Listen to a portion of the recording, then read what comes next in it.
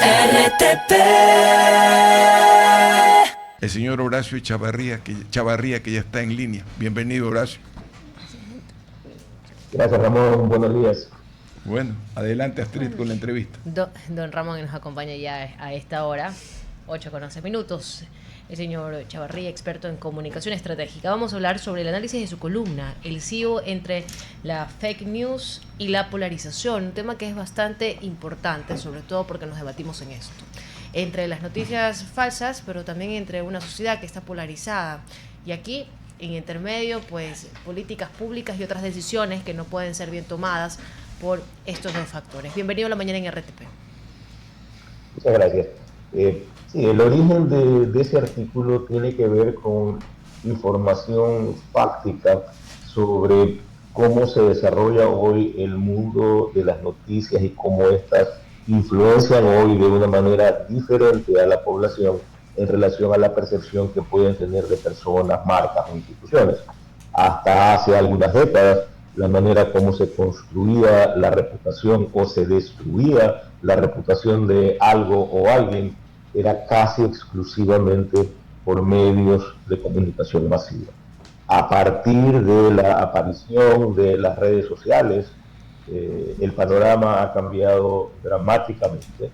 Hoy estamos frente a un territorio que no es gobernado por nadie, donde la libertad para opinar o mal informar o confundir campea con libertad, y eso pone a las empresas a vivir en un modo de turbulencia permanente. Y aquí la clave para poder enfrentar situaciones de este tipo es la necesidad de construcción y reforzamiento de reputación permanente. Hasta hace algunos años lo común era que una empresa reaccionara cuando estaba sujeta a un ataque o a algún tipo de desinformación. Hoy eso ya es tarde. Salir solamente a responder, por rápido que se haga, no cuenta. La velocidad con que se difunde la información en las redes sobrepasa ese antiguo modelo de reacción corporativa. Buenos días, ¿cómo está usted? Las fake news siempre se lo ve desde el lado de la comunicación y el daño reputacional que se le puede hacer a las empresas, pero también puede ser entendida como un negocio, y me explico. Negocio desde el momento en que yo, para aclarar o para proteger mi imagen, debo pagar anuncios, promociones, publicaciones. ¿Tiene algo de eso? No creo. Si bien es cierto lo que usted ha nombrado es parte, digamos, del vestuario, de las posibilidades que tiene una empresa para comunicar lo que es y lo que hace, existen otras que no requieren de compra de medios. Yo no creo que el tema pase por un chantaje como capaz algunos medios en el pasado y capaz algunos hoy también lo sigan haciendo. No creo que los ataques o las afectaciones a la reputación de empresas o personas tenga siempre un origen con un interés económico por parte de un medio. Más bien yo siento que es todo lo contrario, son los intereses opuestos, son los contradictores naturales de un negocio o de una persona los que promueven ese tipo de información falsa. Considerando que actualmente también ya se habla del deepfake, por ejemplo, y quisiera mezclar esto con lo que entendemos desde la posverdad. ¿De qué manera podríamos nosotros generar una especie de análisis sobre, por ejemplo, escenarios políticos sobre un contexto particular?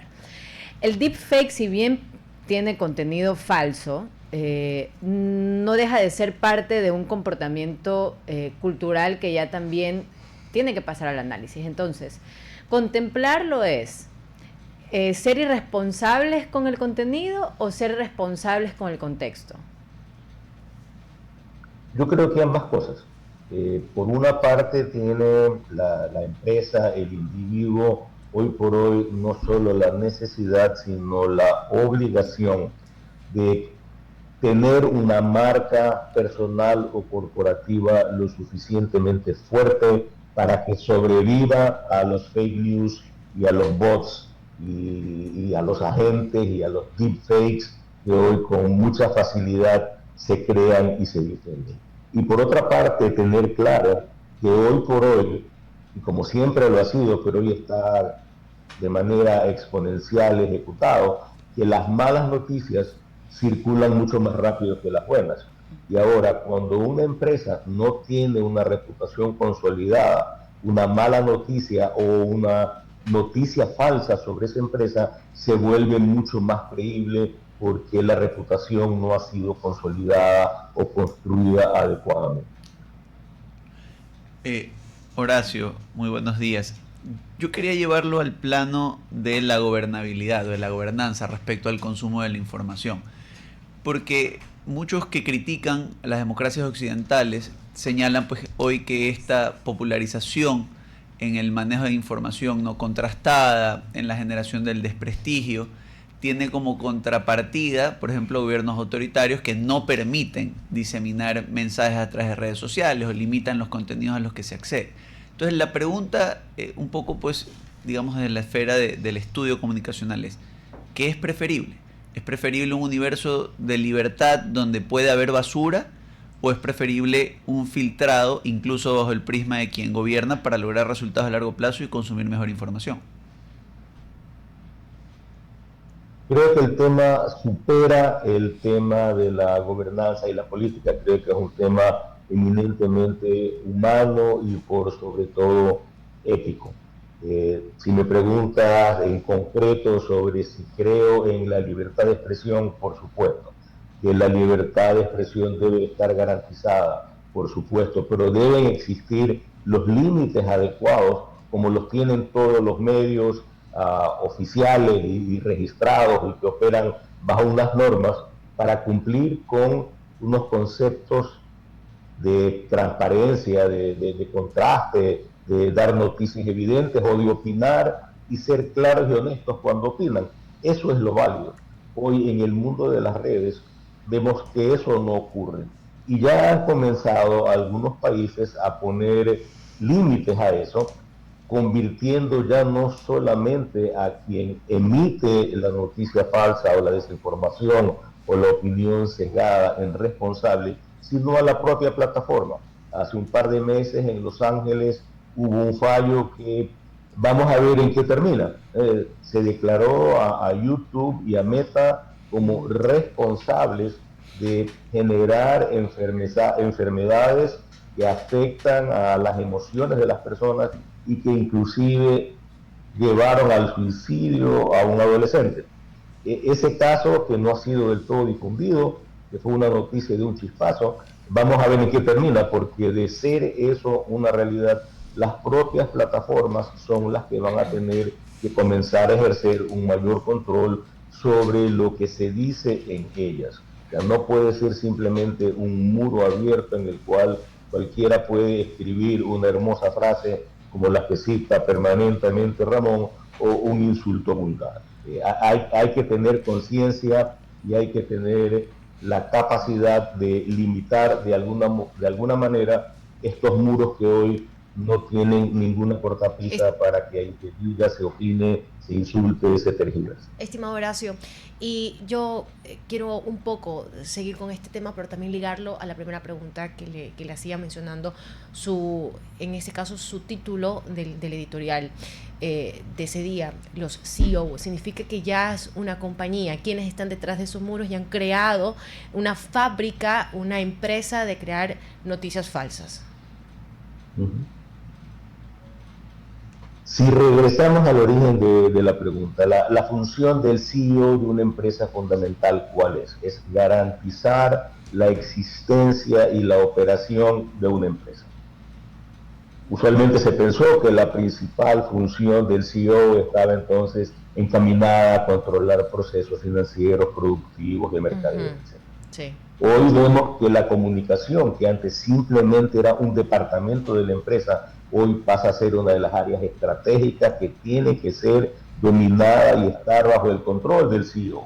El CEO ya no puede rehuir a la función que tiene como vocero de la empresa o de haber designado a un vocero capaz de representar con claridad y contundencia los intereses de una empresa. Si regresamos entonces al mundo empresarial, si las normas y las reglas han variado, la comunicación tiene un rol totalmente diferente. Los consumidores estamos esperando conocer posiciones oficiales de muchas empresas en relación a temas que no necesariamente están relacionados a sus productos, sino a sus procesos, a su relación con el entorno, a su responsabilidad social, a su opinión sobre temas humanos e inclusive hasta políticos, que siempre ha sido una suerte de terreno vedado para el mundo empresarial.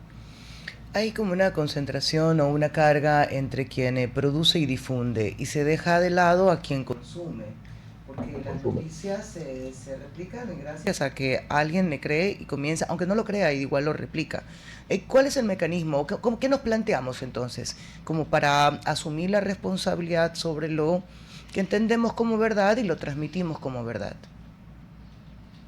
Definitivamente la responsabilidad del consumidor de información es clave. Requiere de educación. Es muy fácil hoy por hoy, con toda la tecnología que existe, confundirse y dar por cierto algo que uno pueda ver en las redes sociales y difundirlo. En el pasado lo que hacíamos era confiar en un medio serio como este. Yo sé si en esta emisora se da una noticia es real. Y si se invita a alguien a opinar, lo más probable es que su contraparte pueda tener derecho a un espacio. Entonces, cuando esa barrera cae y simplemente cualquier hijo de vecino o, como hubiera dicho Humberto Eco, cualquier borracho en el bar puede decir cualquier cosa, es responsabilidad del individuo filtrar, contrastar, y lo más seguro es que cuando vea información que le suena extraña o poco creíble, debiera contrastarla en un medio serio. Y hoy probablemente no solamente haya que contrastarla en un medio, sino en varios. Es una enfermedad mundial, el tema de los medios que han sido cooptados por el poder y por gobiernos de diversas tendencias. Entonces tampoco es que podemos hoy por hoy contrastar cualquier información con cualquier medio. Hoy el trabajo que nos queda a los consumidores de información es mucho más duro y severo. Estimado Horacio, le agradecemos muchísimo por habernos acompañado. Muy amable. RTP